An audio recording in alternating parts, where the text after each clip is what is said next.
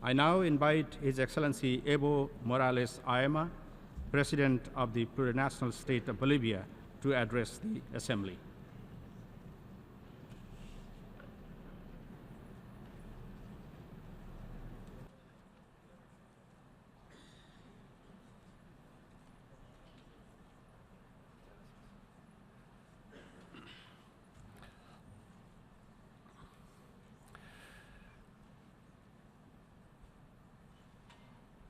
Hermano presidente del Foro Permanente, hermano vicepresidente de la Asamblea General de las Naciones Unidas, a embajadoras, embajadores, delegados, hermanos indígenas de todo el mundo presente acá, una enorme alegría saludar en este 10º aniversario de la Declaración de los Derechos de los Pueblos Indígenas del mundo. Saludo también a los organismos internacionales, invitados especiales, amigos de la prensa y a todos los servidores desde las Naciones Unidas para la humanidad en su conjunto que habita en el planeta Tierra.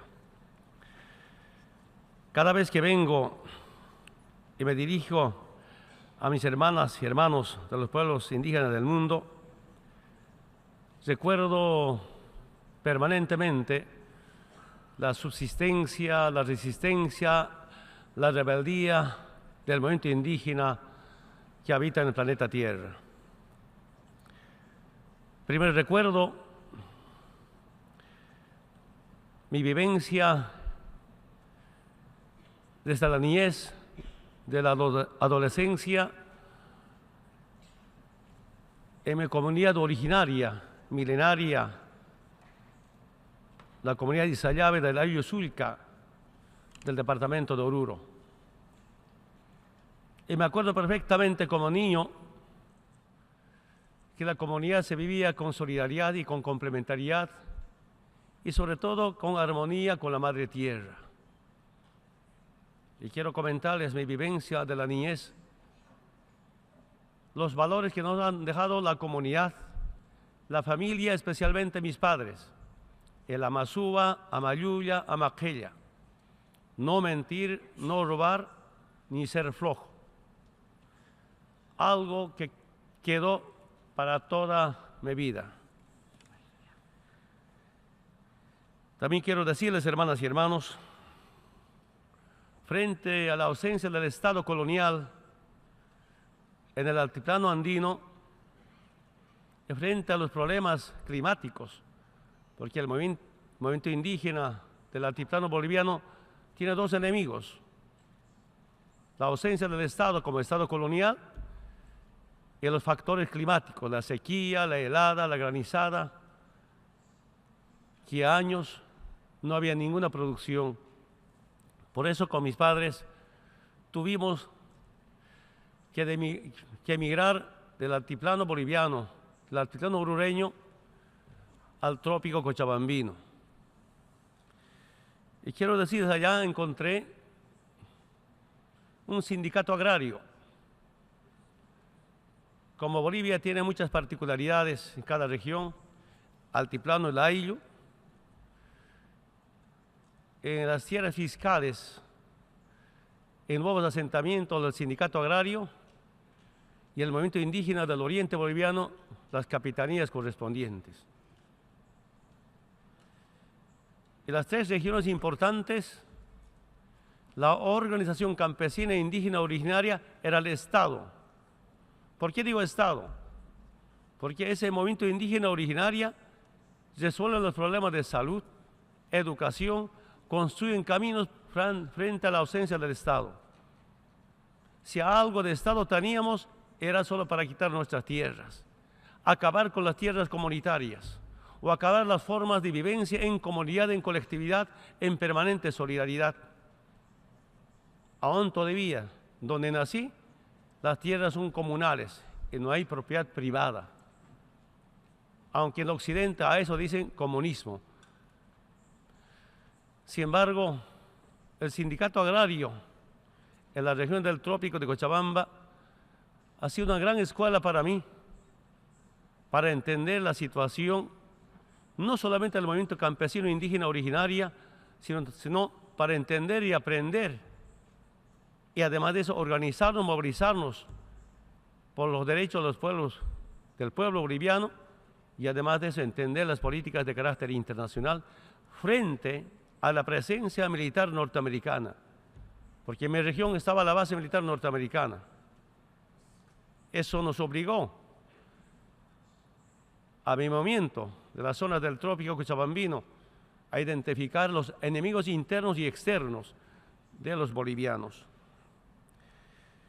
En ese proceso quiero decirles, hermanas y hermanos,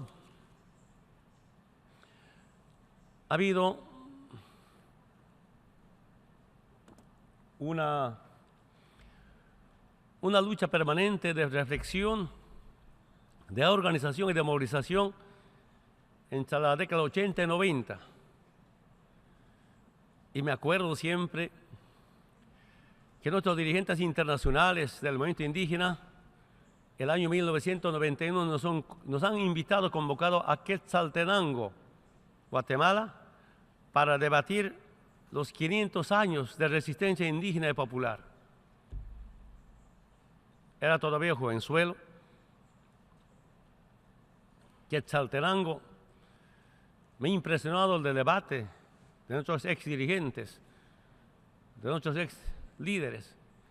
Ya planificamos a 500 años, de 1492 a 1992 son 500 años de invasión de Europa al continente abierto, ahora llamado América. Y nos hemos propuesto tres cosas. A 500 años que las Naciones Unidas declaren decenio de los pueblos indígenas, como 10 años de cumpleaños al movimiento indígena, primero. Segundo, que Naciones Unidas debe crear un fondo indígena internacional. Y tercero, hemos propuesto a la compañera Rigoberta Menchú como Premio Nobel de la Paz, como justo reconocimiento a esa resistencia del movimiento indígena. En el pasado inmediato, amenazado con planes, programas y políticas de exterminio. El año 1992, justo a 500 años, no participé en Managua, Nicaragua. Tenía responsabilidad en Bolivia de organizar, junto a nuestros dirigentes nacionales, actividades importantes de reflexión justo a 500 años de invasión de Europa a América.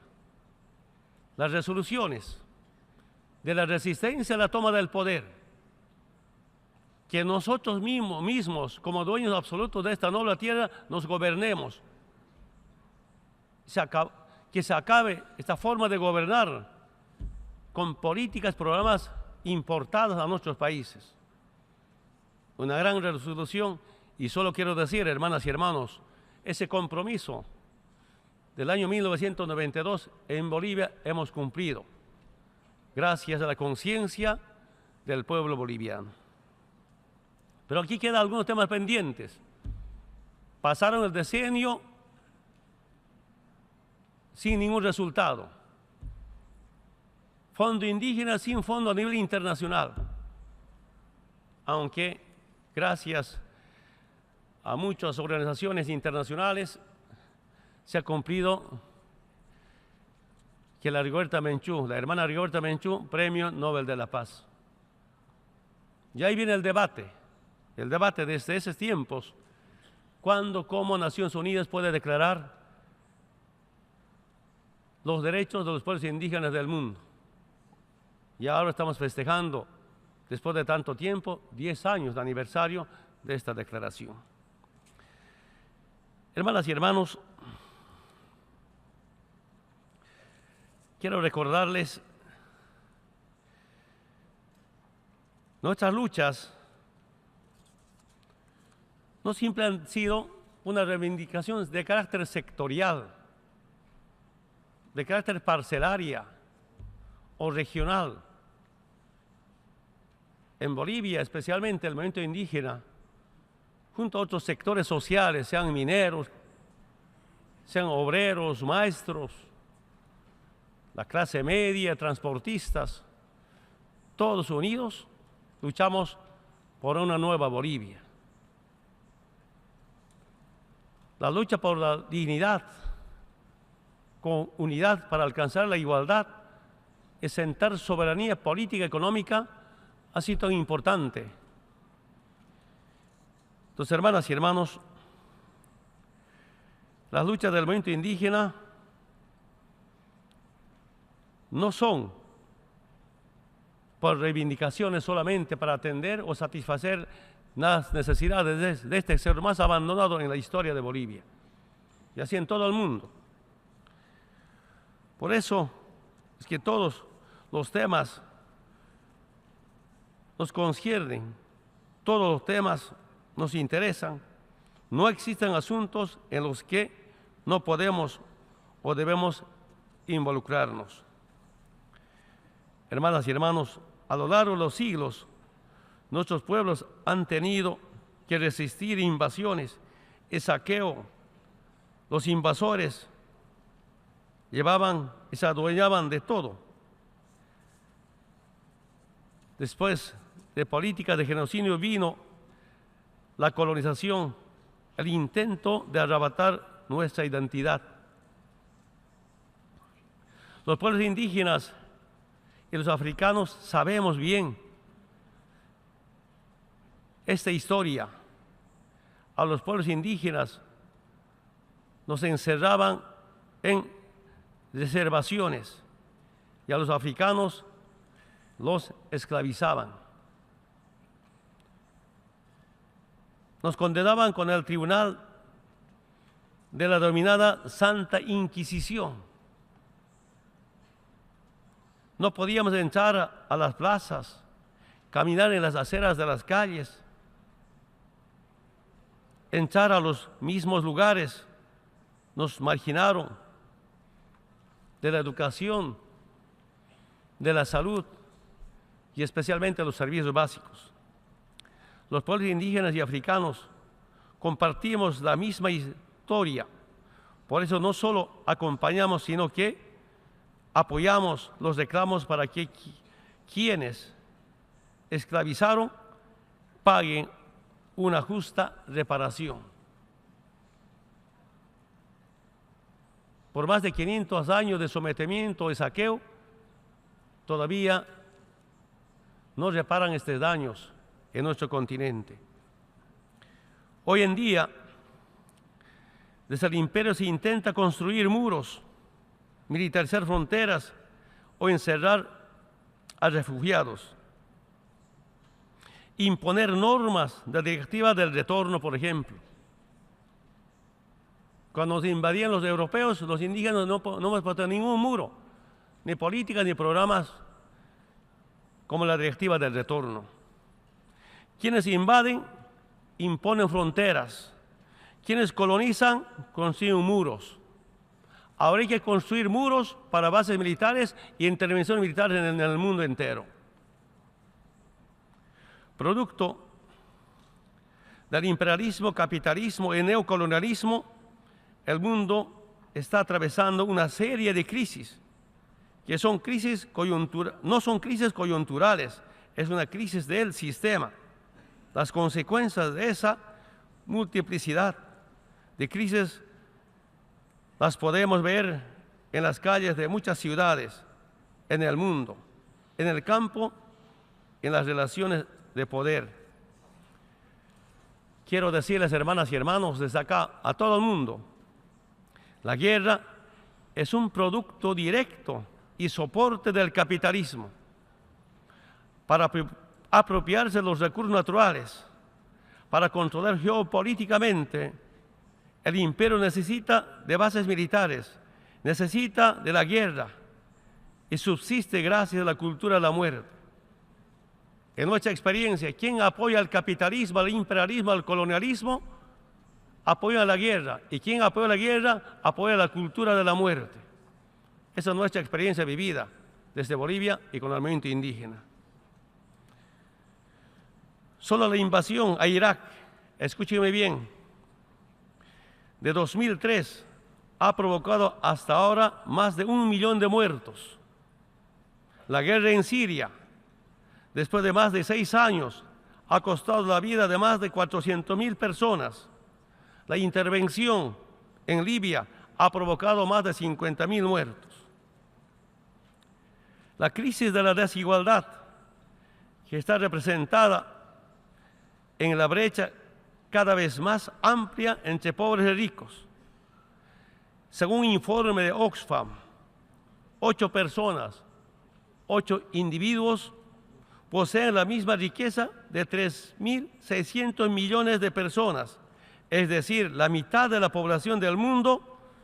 Imagínense, 8 individuos tienen la riqueza de la mitad de los seres humanos que habitan el planeta. Eso está agravándose en los últimos años. Es decir, para los ricos no hay crisis, porque siguen acumulando la riqueza de los pueblos del mundo. La crisis humanitaria es producto de las guerras y los conflictos del mundo. Están atravesando la peor crisis humanitaria de los últimos 70 años. Más de 128 millones de personas requieren asistencia humanitaria en 33 países. De ellas, más de 40 millones son desplazados internos, más de 21 millones son refugiados y más de 3 millones son solicitantes de asilo. Hermanas y hermanos, esa crisis humanitaria también se ve en los ojos de las más de 20 millones de personas que están sufriendo hambruna o en riesgo de hambruna en distintos lugares del planeta. La crisis financiera es generada por los bancos y los banqueros. Ellos son quienes controlan el mundo, son los que controlan el sistema financiero, promueven los paraísos fiscales, el lujo y el lucro desmedido. Ahí está la gran medida. El verdadero gobierno mundial no se someten a una elección, pero gobiernan y nos someten con invasión.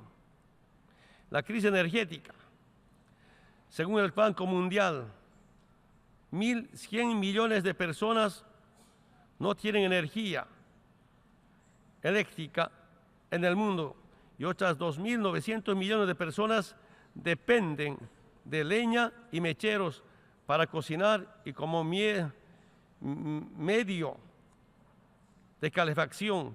Paralelamente, desde el imperio se desatan guerras, se destruyen pueblos y civilizaciones para apoderarse de sus recursos naturales, fundamentalmente el petróleo. Vean, por ejemplo, en este momento el petróleo libio en manos de quienes están y a quién beneficia. Vivimos una crisis hídrica o del agua. Según la ONU, 1.800 millones de personas en todo el mundo beben agua contaminada en algún nivel, cuando el agua y los otros servicios básicos se conviertan en mercancía. Solo buscará el lucro y no la satisfacción de necesidades de las personas. En Bolivia, todos los servicios básicos es un derecho humano y no un negocio privado. La crisis climática este año ha sido el año pasado, 2016, ha sido el más caliente de la historia del planeta, producto de un modelo de desarrollo con niveles de consumo, deforestación e industrialización que han generado un exceso de emisiones de gases contaminantes que causan la subida de temperaturas, el calentamiento global y desastres naturales que afectan a todos, pero particularmente a los países del sur y a las futuras generaciones. La crisis alimenticia cerca de 800 millones de personas padecen hambre. El 75% de esas personas viven en el campo, en zonas rurales, fundamentalmente en Asia, África. La mala o la deficiente nutrición es la causa de casi de la mitad de las muertes de niños y niñas menores de 5 años. La desertización y la degradación de las áreas productivas de alimentos, el monopolio en la comercialización de semillas, insumos agrícolas, la especulación en el precio de los alimentos, el consumismo y el derroche son algunas de las causas de esta dramática situación. La crisis institucional expresada por las estructuras del sistema internacional, en el Consejo de Seguridad, en el Fondo Monetario Internacional, en el Banco Mundial, las decisiones no son democráticas. Estados Unidos tiene el control en estas instituciones a través del veto. La crisis comunicacional, debido a que las grandes transnacionales de la comunicación tergiversan y deforman la realidad y esconden la información con el objetivo de mantener las relaciones de poder y proteger los intereses imperiales. Con la crisis de horizonte de transformaciones, nos han tratado de imponer una visión del mundo única, como si no hubiera salida del capitalismo, como si la historia hubiera acabado, como si la desigualdad, la pobreza, la guerra y el hambre fueran del destino de la humanidad. Esa es la realidad que atraviesa el mundo. Nuestra madre tierra está amenazada, la propia existencia de la familia humana está en peligro. Nosotros nos hemos convertido en el principal peligro que afronta la misma humanidad. Pero esa realidad, hermanas y hermanos, es nuestro desafío, no es nuestro destino. En la lucha milenaria de los pueblos indígenas, en su resistencia contra las invasiones, contra el colonialismo y contra el capitalismo, hemos demostrado que resistimos y nos revelamos que somos capaces de las más futuras vivencias. Hermanas y hermanos, es mi deber informarles lo que hemos logrado en Bolivia. Gracias a la conciencia del pueblo, gracias a la lucha de los movimientos sociales y especialmente del movimiento campesino indígena originaria, hemos recuperado nuestra identidad y como consecuencia nuestra dignidad y soberanía. Hemos recuperado la patria. No solo hemos recuperado la esperanza, estamos transformando la realidad. Bolivia, con orgullo, puedo decirles en este momento, primero, territorio libre de analfabetismo, territorio libre de la DEA, Bolivia libre, territorio libre de bases militares norteamericanas, territorio libre de USAID, aunque siempre mandan sus agentes de manera muy camuflada. Bolivia es territorio libre de las imposiciones del Fondo Monetario Internacional. Ahora, los movimientos sociales con otros profesionales definimos nuestras políticas económicas sin ninguna imposición externa.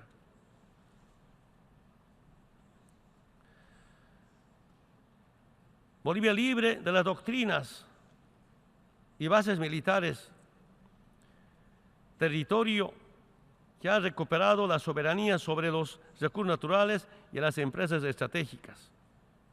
Sería largo comentar los resultados, qué tan importante había sido la presencia del pueblo sobre sus recursos naturales y sus empresas estratégicas. Bolivia tiene una economía que más crece en la región. Porque cuando yo llegué a la presidencia hace 11 años, Bolivia era el último país en Sudamérica y el penúltimo país en América. 2 años consecutivos somos uno de los países con mayor crecimiento económico ahora. Bolivia ha reducido la extrema pobreza de 38.2% en 2006 al 16.8% en 2016. Para el año 2025, que es el bicentenario de Bolivia, queremos erradicarlas todas. Bolivia ha reducido enormemente la desigualdad. En el 2005, el 10% más rico tenía 128 veces más riqueza que el 10% más pobre. En cambio, el 2015, datos oficiales, el 10% más rico tenía 37 veces más riqueza que el 10% más pobre. Ese es el trabajo, la lucha por la igualdad de los hermanos bolivianos. Bolivia es el segundo país del mundo con mayor número de mujeres en el Parlamento, Asamblea o en el Congreso. Más de la mitad son mujeres en nuestra Asamblea Legislativa Plurinacional. Bolivia es el país con mayor participación indígena de hombres y mujeres en la Asamblea Legislativa Plurinacional. En los 19 años antes de la Revolución Democrática y Cultural, el promedio de la inversión pública era menos de 500 millones de dólares anuales. En nuestro gobierno, promedio de inversión, 3.500 millones de dólares. Es un país pequeño, con 10 millones de habitantes, pero saltar de 500 millones a 3.500 millones es algo importante. Estamos construyendo una alternativa real, concreta y exitosa al capitalismo, liberándonos del imperialismo y del colonialismo. Eso se debe a que en la organización política Bolivia ha construido un Estado plurinacional. En lo económico, hemos recuperado el dominio sobre nuestros recursos naturales y empresas estratégicas. En lo social, hemos distribuido la riqueza. Y en lo cultural, hemos recuperado nuestra identidad, nuestra dignidad y hemos defendido nuestra soberanía. Bolivia es el primer país en convertir la ley en ley, la Declaración de los Derechos de los Pueblos Indígenas aprobado en las Naciones Unidas. Quiero decirles, hermanas y hermanos, con mucha humildad, puedo decirles que lo logrado en países como el mío es un ejemplo en lo que podemos ejercer o hacer a escala global. Quiero decirles, hermanas y hermanos, ahora hemos pasado del Estado colonial a un Estado plurinacional, un país sumiso a un país liberado, un pueblo dividido por el imperio, un pueblo unido ante el imperio. Por eso, como hago hace años, vengo ante ustedes a recoger propuestas y a plantear alternativas para el debate horizontal. Es sincero estos planteamientos que hemos discutido con los principales movimientos sociales de mi país. Los pueblos indígenas del mundo entero debemos estar organizados, unidos y movilizados para defender la vida y el planeta. Para eso, ¿qué planteamos? Primero, adoptar la Declaración de los Pueblos Indígenas, los derechos de la Madre Tierra. Defender esos derechos, para ello es único camino en la lucha contra el capitalismo, contra la sobreexplotación y saqueo de los recursos naturales, construyendo un nuevo paradigma de producción, de consumo y de relacionamiento entre los seres humanos. Ese es el vivir bien. Segundo, defender el derecho de los pueblos a la paz, a la soberanía y a la autodeterminación, erradicando el imperialismo. Para ello debemos privilegiar la complementariedad, la construcción de un mundo multipolar. Tercero, rechazar cualquier tipo de invasión o del uso de la fuerza, que cese todo tipo de guerra, que todos los problemas sean resueltos a través de mecanismos pacíficos, respetando los principios de soberanía, integridad territorial e independencia de todos los países, acabar con la carrera armamentista y erradicar las armas de destrucción masiva. Cuarto, luchar por el reconocimiento de la ciudadanía universal, acabar con los muros, las fronteras, el marginamiento y discriminación de las personas. La migración es inherente a la humanidad. Para ello, hermanas y hermanos, aprovecho esta oportunidad.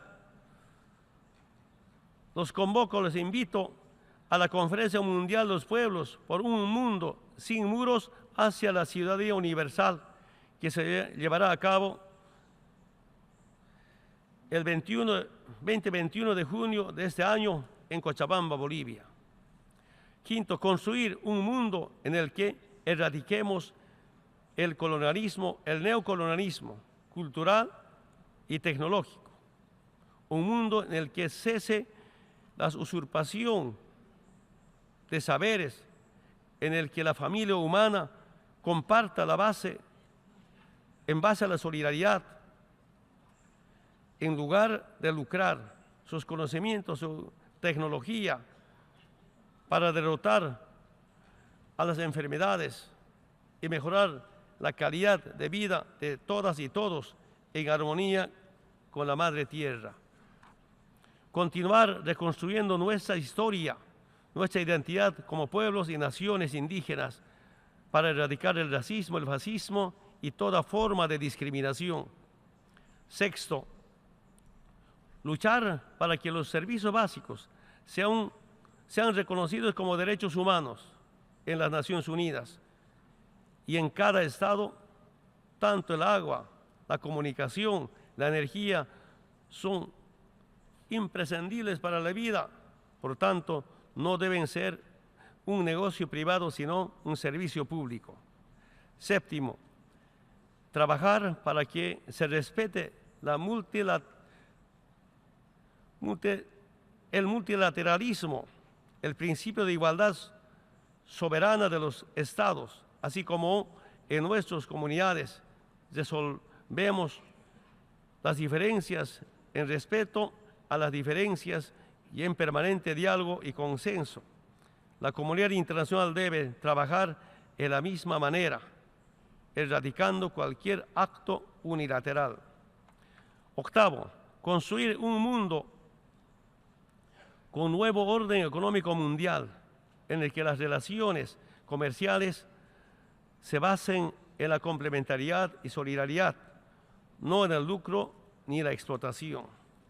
Noveno, construir un mundo en el que prime la unidad de los pueblos del mundo, la unidad de los movimientos sociales, la unidad de las trabajadoras y trabajadores del campo y de la ciudad, unidad y solidaridad con las luchas más apremiantes del planeta, entre ellas Malvinas para Argentina, la liberación de Palestina, la paz en Siria, la paz en Colombia, acabar con el bloqueo económico contra Cuba. Rechazamos enérgicamente el golpe de Estado en Venezuela y la devolución de Guantánamo a Cuba y mar para Bolivia. Décimo, construir un mundo con una democracia real y participativa en el que quienes gobiernen manden obedeciendo a su pueblo. Un mundo sin oligarquías, sin jerarquías ni monarquías, ni anarquías financieras. Un mundo en el que la acción política esté destinada al servicio de la vida y que sea un compromiso humano, ético y moral con nuestros pueblos. con los más vulnerables. Hermanas y hermanos, nuestros pueblos y naciones indígenas son la reserva moral de la humanidad. Fueron y somos pueblos con identidad, con sabiduría, con formas propias de organización y producción.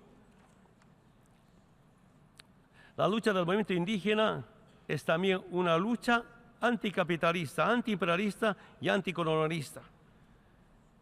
Nuestras abuelas y abuelos sufrieron y resistieron a las invasiones. Nuestros padres se rebelaron ante la colonia europea y los estados coloniales. Para terminar, hermanas y hermanos, nuestra responsabilidad es organizar la lucha mundial para salvar la vida y salvar el planeta Tierra. Planeta o muerte es nuestro lema. Muchas gracias.